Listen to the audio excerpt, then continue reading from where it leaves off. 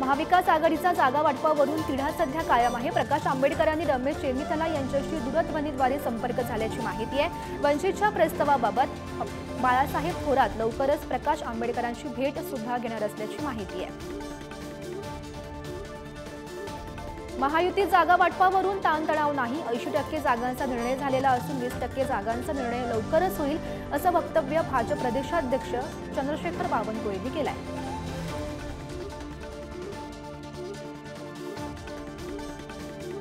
बारामतीतील city in चौकात सुनेत्रा पवारांचा आगळावेगळा फलक लागलाय। फलकावर निर्धार महाविजयाचा असा मजकूर नमूद केलाय। सुनेत्रा पवार बारामतीतून लोकसभा निवडणूक लढवणार अशी सध्या दाट शक्यता आहे।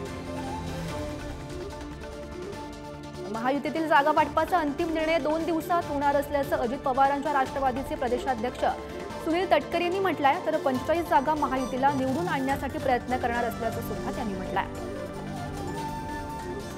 मावळ लोकसभेसाठी आमदार सुनील शेळकेंबरोबरच आता पिंपरी चिंचवडसाठी राष्ट्रवादी देखील आग्रही आहे।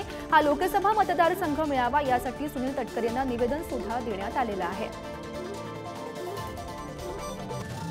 बारामती लोकसभा मतदारसंघ कोणाचा 7-12 नाही अशी टीका शिंदेच्या शिवसेनेचे नेते विजय शिवतारे यांनी पवार कुटुंबावर केली आहे। सासवडमधील पालखी तळावर अजित पवारांनी केलेला अपमान पुरंदरच्या स्वाभिमानी जनतेला अपमान असल्याचं सुद्धा त्यांनी म्हटलं। वर्धा लोकसभा मतदारसंघावर काँग्रेसनं दावा केलेला आहे। याकरता काँग्रेसच्या शिष्टमंडळानं दिल्लीत वरिष्ठांची भेट घेतलेली आहे। वर्ध्यातून काँग्रेसचा उमेदवार लढणार असल्याची माहिती वरिष्ठांनी शिष्टमंडळांना दिल्याचं सांगण्यात आलेलं आहे। भाजपातल्या काही लोकांना नितीन गडकरींची अडचण होत असल्याचं प्रकाश आंबेडकर यांनी म्हटलंय। तर गडकरींना अडकवण्याचा भाजपातील काहींचा कट आहे, तर अधिकाऱ्यांकडून गडकरींनी लाच घेतल्याचं वदवून घेण्याचा प्रयत्नही सुरू आहे असा गौप्यस्फोट सुद्धा आंबेडकरांनी केलाय। लोकसभा निवडणुकीपूर्वी पंकजा मुंडेंनी सूचक वक्तव्य केलंय। 5 वर्षांचा राजकीय वनवास खूप झाला, आता पुन्हा वनवास नको। राजकीय कारकिर्दीत खूप वेदना सहन केल्या, आता थकणार नाही, थांबणार नाही, कुणासमोर झुकणार नाही असं त्यांनी म्हटलेलं आहे। महायुतीला आमची गरज नसून महाविकास आघाडी सोबतही न जमल्यास स्वतंत्र निवडणूक लढवणार असं वक्तव्य रासपचे प्रमुख महादेव जानकर यांनी केलंय। आमदार निलेश लंके यांनी खासदार अमोल कोल्हेंची भेट घेतली आहे। कोल्हेंच्या भेटीनंतर राजकीय वर्तुळात सध्या चर्चांना उधाण आलंय। लंके शरद पवारांच्या राष्ट्रवादीत प्रवेश करणार असल्याच्या सध्या चर्चा आहे। लंके साहेब, तुमच्या खांद्यावर बंदूक ठेवली जाते, दादांची साथ सोडू नका, तुम्हाला इतरांपेक्षा उज्ज्वल राजकीय भविष्य आहे असा सल्ला अमोल मिटकरींनी निलेश लंकेंना एक्सपोज करत दिलाय। निलेश लंकेंच्या पक्षप्रवेशाच्या चर्चांना शरद पवारांच्या वक्तव्यानं पूर्णविराम मिळालाय। लंकेंच्या प्रवेशाच्या चर्चांमध्ये तथ्य नसल्याचं पवार म्हणाले। यावर आता निलेश लंकेंची काय भूमिका असणार याकडे सर्वांचं लक्ष लागलंय। निलेश लंकेंनी शरद पवारांची मोदी बागेत जाऊन भेट घेतल्याचे पुरावे पुढारी न्यूजच्या हाती लागलेत। सकाळी 9:53 लंके पवारांना भेटून बाहेर निघाले, मात्र काही वेळापूर्वीच शरद पवारांनी या सर्व चर्चा चुकीच्या असल्याचं सुद्धा म्हटलेलं होतं। पुरोगामी विचार सोडून गेलेल्यांवर जनतेत प्रचंड चीड आहे। निलेश लंकेंना जी भूमिका घ्यायची आहे ती त्यांना तातडीनं घेण्याचं आवाहन आमदार रोहित पवार यांनी केलंय। मी चंद्रपूर लोकसभेसाठी इच्छुक असल्याचं पक्षाला सांगितलेलं आहे। त्या संदर्भात काही नेत्यांच्या भेटी घेतलेल्या आहेत असं वक्तव्य शिवानी वडेट्टीवार यांनी केलंय। राहुल गांधींच्या भारत जोडो न्याय यात्रेचा समारोप मुंबईत होणार आहे। 17 मार्चला राहुल गांधी मुंबईत येणार आहेत। याच भारत जोडो न्याय यात्रेचं निमंत्रण देण्यासाठी काँग्रेस नेत्यांनी उद्धव ठाकरेंची सुद्धा भेट घेतली। उद्धव ठाकरे उद्यापासून 2 दिवस यवतमाळ वाशिम लोकसभा मतदारसंघाच्या दौऱ्यावर आहेत। या 2 दिवसात त्यांच्या 4 सभा होणार आहेत। उद्धव ठाकरे 14 मार्चला गुहागर आणि दापोली विधानसभा मतदारसंघाचा 1 दिवसीय दौरा करणार आहेत। भास्कर जाधवांनी नाराजी व्यक्त केल्यानंतर ठाकरेंच्या या दौऱ्याला महत्त्व प्राप्त झालंय। नाशिकची जागा आम्हीच लढणार असं वक्तव्य शिंदेच्या शिवसेनेचे खासदार हेमंत गोडसे यांनी केलंय। शांतिगिरी महाराज नाशिकमधून लढणार असल्याच्या चर्चांनंतर त्यांनी हे वक्तव्य केलंय। महायुतीच्या जागा वाटपाचा तिढा अद्यापही सुटलेला नाही। त्यातच भंडारा गोंदिया लोकसभेच्या जागेवरून राष्ट्रवादी आणि भाजपामध्ये दावा ठोकला जातोय। मात्र ही जागा भाजपाकडेच येणार असल्याचं वक्तव्य खासदार सुनील मेंढे यांनी केलंय।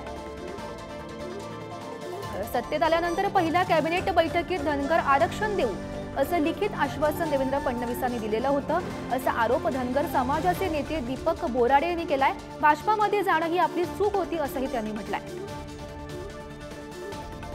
रोहित पवार यांनी कन्नड साखर कारखान्याला भेट दिली, त्यावेळी त्यांनी काही झालं तरी कारखाना बंद पडू देणार नसल्याचं सांगितलंय। आपण घाबरत नाही आणि घाबरणार सुद्धा नाही असा इशारा सुद्धा त्यांनी दिलाय। रोहित पवारांवर ईडीकडून कारवाई करून दहशत निर्माण केली जात असल्याचा आरोप शरद पवारांनी केलाय। रोहित पवारांवरील कारवाई अत्यंत चुकीची असल्याचं सुद्धा त्यांनी म्हटलंय। ईडीकडून आतापर्यंत 5,900 चौकशा करण्यात आल्या, त्यातील केवळ 24 जणांवर कारवाई केल्याची माहिती शरद पवारांनी दिली। ईडीवर भाजपाकडून वर्षाला 404 कोटी रुपयांचा खर्च केला जात असल्याचा आरोप सुद्धा त्यांनी केलाय। आमदार रोहित पवारांच्या सभेला शेतकऱ्यांनी काळे झेंडे दाखवल्यात। ऊसाचा भाव वाढवून देण्याची मागणी यावेळी रोहित पवारांकडे करण्यात आली आहे। शिंदेच्या शिवसेनेचे आमदार रमेश बोरनारे यांचा कार्यक्रम मराठा समाजानं उधळून टाकण्याचा प्रयत्न केला। गंगापूर तालुक्यातील शंकरपूर गावातील घटना आहे। जोपर्यंत मराठा आरक्षण मिळत नाही म्हणून तोपर्यंत गावात येऊ नये अशा घोषणा देखील देण्यात आल्या। भाजपात गेल्यावर वायकरांना वॉशिंग मशीनमध्ये घालून स्वच्छ केलं का असा सवाल संजय राऊत यांनी उपस्थित केलाय। वायकरांना तुरुंगात टाकणारे सोमय्या आता घरात कडी लावून बसलेत असा टोलाही त्यांनी लगावलाय। मुख्यमंत्री शिंदेच्या हस्ते कोस्टल रोडचं लोकार्पण करण्यात आलं आणि त्यावेळी फडणवीस आणि अजित पवार सुद्धा उपस्थित होते। वरई ते मरीन ड्राईव्ह पर्यंतच्या एका मार्गिकेचं लोकार्पण करण्यात आलं। कोस्टल रोडला छत्रपती संभाजी महाराजांचं नाव देण्यात आल्याचं अजित पवार यांनी सांगितलं। कोस्टल रोडमुळे मुंबईतील वाहतूक कोंडी सुटण्यास मदत होईल असं सुद्धा त्यांनी म्हटलंय। आम्ही दुसऱ्यांच्या कामाचं श्रेय घेत नाही असा टोला देवेंद्र फडणवीस यांनी आदित्य ठाकरे यांना लगावलाय। त्यावेळी फडणवीसांनी आदित्य ठाकरेंचा बाळराजे असा उल्लेख करत टोला लगावलाय। बारामती सुप्रिया सुळेंच्या प्रचाराला सध्या सुरुवात झाली आहे। प्रचारासाठी तुतारी फुकणाऱ्या माणसाचा पुतळा तयार सुद्धा करण्यात आलाय। पक्षाचं चिन्ह घराघरात पोहोचवण्यासाठी हा पुतळा गाडीतून फिरवण्यात येतोय। भाजप जळगाव समन्वयक ॲडव्होकेट ललिता पाटील यांनी ठाकरेंच्या शिवसेनेत पक्ष प्रवेश केलाय। मातोश्रीवर उद्धव ठाकरेंच्या उपस्थितीत हा पक्ष प्रवेश झालाय। लोकसभा निवडणूक लढण्यासाठी ललिता पाटील इच्छुक आहेत। अहमदनगरमधील कर्जतमध्ये शरद पवारांच्या राष्ट्रवादीच्या संपर्क कार्यालयाचं उद्घाटन झालंय। लोकसभेसाठी नगर दक्षिण लोकसभा मतदारसंघात शरद पवारांच्या राष्ट्रवादीनं तयारी सुरू केली आहे। महिलांच्या हस्ते उद्घाटन करण्यात आलं। छत्तीसगडमधील रायपूरमध्ये महागाई आणि बेरोजगारी या मुद्द्यांवरून युवक काँग्रेसच्या कार्यकर्त्यांनी राज्य सरकारविरोधात निदर्शनं केली आहेत। त्यावेळी पोलीस आणि कार्यकर्त्यांमध्ये झटापट सुद्धा झाली। राजस्थानमधील भाजप खासदार राहुल कासवान यांनी काँग्रेसमध्ये प्रवेश केलाय।